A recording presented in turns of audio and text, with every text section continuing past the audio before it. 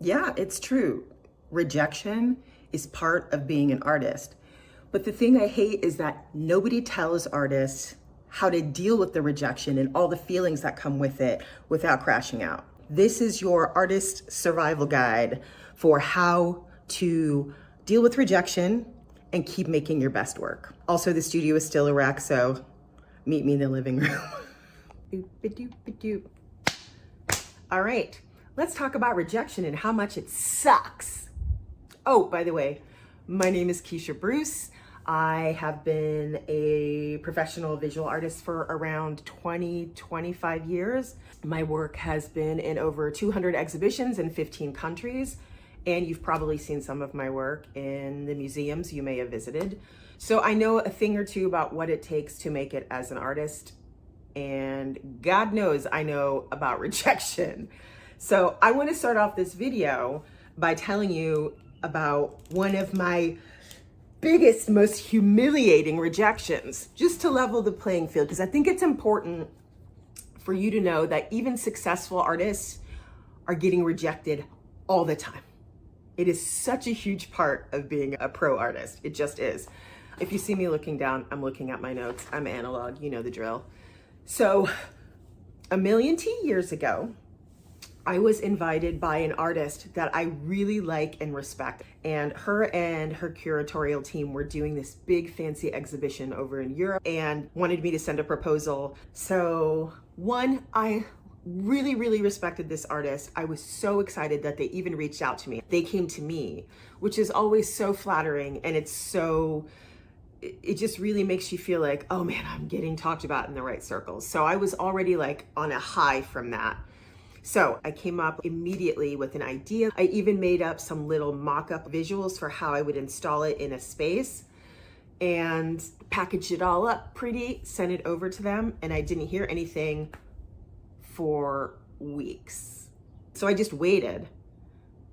And then I got the rejection. Like, I was so sad. And I'm laughing now, but I'm not gonna lie. That did have a little bit of sting to it. It hurt. It really hurt. But also, now I look back and I'm really proud that I tried. The other thing I really wish I would have taken away from that situation is the realization that there are so many reasons why your work gets rejected. And it can be things that are completely out of your control. Maybe they decided to go in another direction at the last minute. Or maybe my work didn't fit with the other 10, 15 artists that they had already decided were in.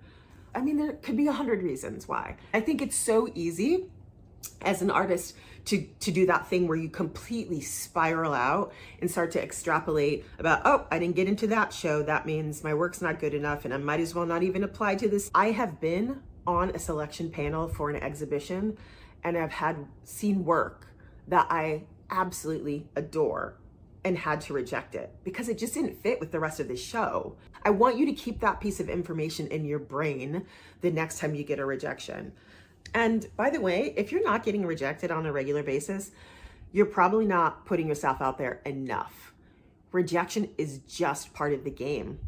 The only way to avoid rejection is to play small, to play it safe, and to not try. And that's not really a way to build a sustainable art career. You're gonna have to take risks. All of that to say, it's not about your work not being good enough, and it's not about you not being good enough. I mean, I could go on and on about the emotion and the feelings and the negativity that come with rejection. But what I really want to talk about are rejection rituals. Hear me out. This is going to sound a little weird, but I think this is something you can do for yourself because it feels empowering. I don't remember when I started doing this, but I just remember I was at a part of my career I was feeling really stuck and stagnant. I wasn't doing any shows. I wasn't making any sales. And I really just felt like I needed to get some momentum. So I created a little challenge for myself. And the goal was to collect 100 rejection letters within a year. I literally made a paper file folder to put all my rejection letters in. And I had a worksheet in the front where I would list, this is the date I applied to this This is the date it was mailed. And then when I would get the rejection letter, I would check it off the list and put it in the file. And for me, it softened the blow because one, I proved to myself that I was trying. Rather than sitting in my studio and being like, damn, I haven't moved a painting in 2 months, I was taking decisive action towards a goal of getting more of my work out into the world. And instead of focusing on the rejection, I just focused on that 100 number. I'm sending out proposals, grant applications, letters, just anything that I thought looked interesting that might be an opportunity, I was putting it out there. About 20 proposals in, I started getting yeses. In fact, I never made it to 100. Your job is to take your focus off of the rejection and move it into action. What are the things that you can do, actively do, not think about, not talk about, not obsess about?